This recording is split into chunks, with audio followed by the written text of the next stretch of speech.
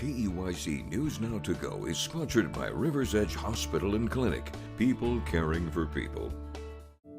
Moments like these make life worth living. River's Edge Hospital and Clinic is your partner in taking control of your own health. Take your steps towards a lasting tomorrow. River's Edge Hospital.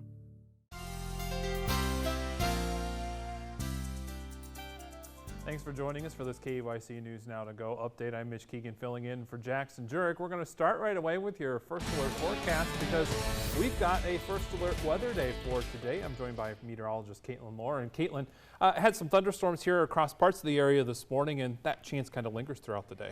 Yeah, you know, and it was more scattered, if you will, this morning out to the west of us. I counted probably 3 to 5 severe thunderstorm warnings and even a tornado warning that kind of came about. Still waiting to see if it was just out of precaution or if there was a spin up. Haven't heard any word on that yet. The rest of the afternoon, though, is all about those isolated chances. That's going to be more what we consider nowcasting because the conditions have to be right for those isolated chances to build up into a thunderstorm. But as you know, it's been hot out there.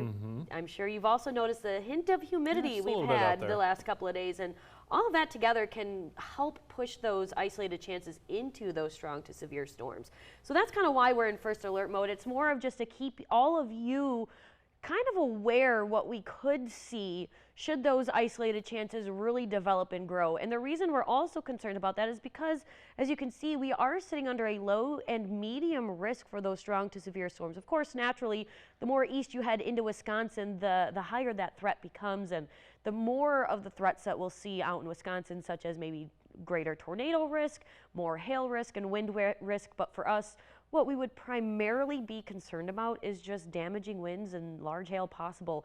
However, because we are very close to that high risk out in Wisconsin, they have a higher tornado risk. We cannot fully rule out the chance of a tornado forming. As we already talked about, there was already a tornado warning earlier this morning with the line of storms that went through.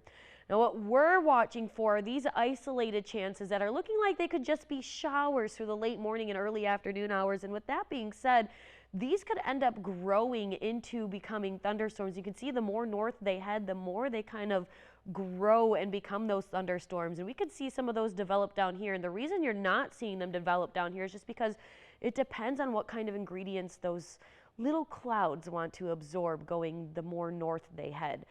Towards central and northern Minnesota, even towards that Wisconsin area. So all of that being said and done, that's why we're considering this more of a nowcasting situation. We've got the ingredients out there.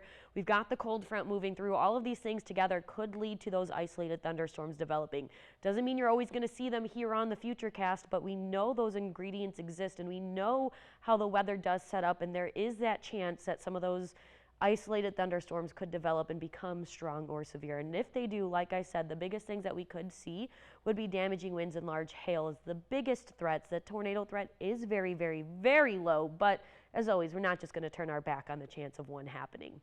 We'll see a break from that rain from this point forward. It's really just those isolated chances today, and that's why we're in that first alert mode, because it can be deceiving in the sense you could have a lot of sunshine out there, and then all of a sudden a storm pops up and it becomes severe. So that's what we want to prepare you for, is that if you do take advantage of the little bit of sunshine we could see today, you still need to be weather aware just in case those thunderstorms do develop and grow. Now, talking about overnight tonight into tomorrow morning, it will be relatively quiet for us from Mankato southward, but Mankato northward, talking more so New Ulm northward, looking at some scattered showers moving in between 3 and 4 o'clock tomorrow morning, continuing so into the later morning hours. And don't forget your umbrella as you head out the door tomorrow, because we're going to see that rain reach its way here tomorrow afternoon. But today, like I said, some pockets of sunshine with a high of 78 degrees. We've got that humidity out there. The storm chances are there. So we're going to keep an eye on things just in case we do see some of those storms develop. Something that's not helping that situation are these strong winds. These strong winds are ranging anywhere between 20 and 30 miles an hour, gusts up to 45 possible. We've got the strong winds, we've got the moisture, we've got the heat out there. So all of these things could just line up just right and lead to those severe storm chances. Now tonight, like I said, most of those showers are going to be from New Ulm northward, but that doesn't mean an isolated shower can't make its way down here. It's going to stay windy out there overnight as temperatures drop to a low of 55 degrees by tomorrow morning.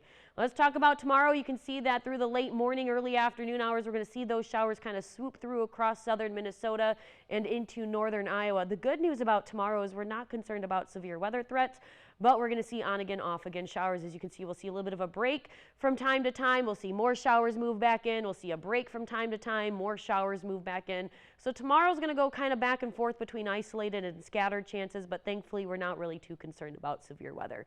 Along with that, we've got some much needed rain on the way following that long dry stretch of weather that we've had with the beautiful temperatures in the 80s. Now we've got some rain and changes on the way. Thankfully, some rain in the forecast. Not much according to this. We're only looking at about 1/10 of an inch to 1/4 of an inch, but that is better than nothing. And as you see, the more north you head, the higher those totals get. And this isn't the only rain chance we have in the forecast. Actually, as you saw, we've got those chances tomorrow. We'll see some dry conditions through the weekend, and it is going to get a little cooler out there. We're looking at mid-50s on Saturday, but next week more seasonal conditions in the mid-60s with a chance of showers and thunderstorms once again on Monday and Tuesday. Some of those may linger into Wednesday with more needed rain once again on the horizon. Okay, so yesterday we called those temperatures cooling down. I think jokingly we called it chilly. Now with mid-50s in the forecast I don't know, for is that Saturday, just like frigid at this time? we'll have to, turn the heat back on maybe. You No, know, probably it's not funny that because extreme, but those mid-50s, that's about 100-degree difference from where we were back in February. Put that in your mind. Well, that's pretty interesting. All right, Caitlin, thank you so much. Now we'll check your headlines. Wildfires in northern Minnesota have forced hundreds of people out of their homes. The two largest fires are the Jenkins Creek fire and the Camp House fire that are in the northern part of the state. The two are close to merging as the blaze grows. The Incident Command Center is calling the two the Brimson Complex fires. The Camp House fire has now grown to 15,000 acres. So far, it's destroyed 144 structures. Evacuation orders near Brimson and Cottle Lake are still in effect. Well, you may notice flags at half-staff today. Governor Walz ordered all United States and Minnesota flags to be flown at half-staff at all state buildings from sunrise until sunset today in honor of peace officers who have been killed or injured in the line of duty. Today has also been proclaimed Peace Officers Memorial Day and May 11th through the 17th as Police Week in the state of Minnesota. Individuals, businesses, and other organizations are also encouraged to join in lowering their flags. Marine veteran Tyler Kistner has announced that he is running for Congress in the 2nd Congressional District this morning. Kistner has run for the seat before, which is currently held by Democrat Angie Craig, who recently announced she is running for the U.S. Senate seat that will be left vacant by the upcoming retirement of Senator Tina Smith. The 2nd Congressional District includes the southern Twin Cities metro area as well as all of Dakota, Le Sueur, and Scott counties. Well, meanwhile, the 2025 Iowa legislative session is now over. Lawmakers worked into the night Wednesday and into the morning this morning to wrap up and head home for the year 2 weeks after their scheduled end date.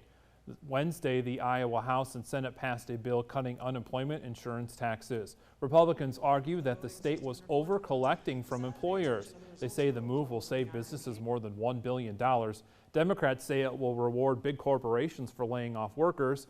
Iowa senators on Wednesday passed a bill providing paid family leave for state employees.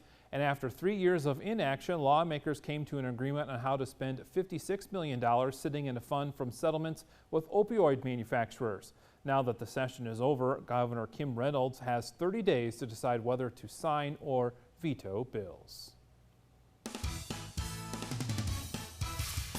And in sports news this morning, the 2025's Vikings schedule has been released. The season will start on September 8th on Monday Night Football against the Bears.